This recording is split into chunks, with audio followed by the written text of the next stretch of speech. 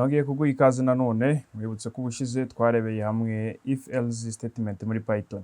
Ese uramutse winjiza izina tugasanga atari Alice, hari ikindi kintu dushobora kubwira umuyuza nka wowe urinde, tumubaza ikibazo nk'iki ngiki. Ubwo rero uramutse ukeneye gushyiramo abantu barenze umwe barenze Alice, ugashyiramo na wa wundi twitaga Peter, twabigenza dute? Icyo gihe nibwo dusanga hazamo icyo bita else if, niyo mpamvu tugiye kuyirebaho. Else if tugiye kuyirebaho twifashishije iki gishushanyo kidufasha kuyumva neza, cyangwa se icyo twita flow chart.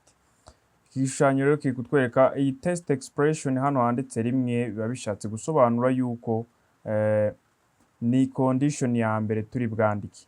Niba true, hano niba yabaye true byabaye yego, turahita dukora izi code runaka nka kwa kundi twavugaga nk'aha ngaha ngo gusuhuza Alice. Mu gihe cyo nibiba false turaza kureba indi condition, nibiba yego dukora izi code, niba false kugeza igihe turagera kuri ya else statement yacu executingwa, cyangwa se program iyikoraho iyo condition zose zanze.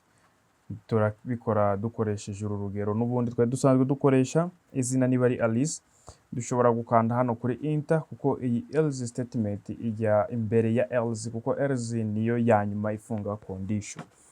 Tugiye kuza hano turangiza twandike ELIF.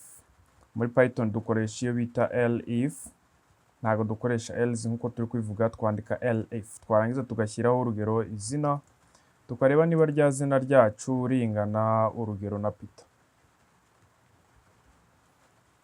Nidusanga bingana Peter, turashyira colon nk'ibisanzwe, dukande enter, hajyemo ya za space enye zacu.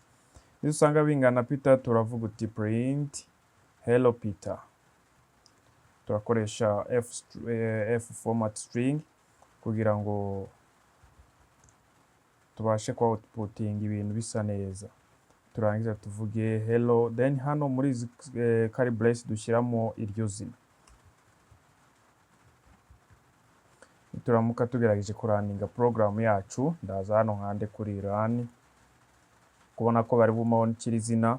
Nindamuka nanditse Alice, nakanda enter, ukubona ko bari bumbwire hi Alice. Nindamuka nongeye kuraninga program yanjye, nkaza nkandikamo bita Peter, program yanjye iri bunsubize imbwira uti hello Peter ahangaha.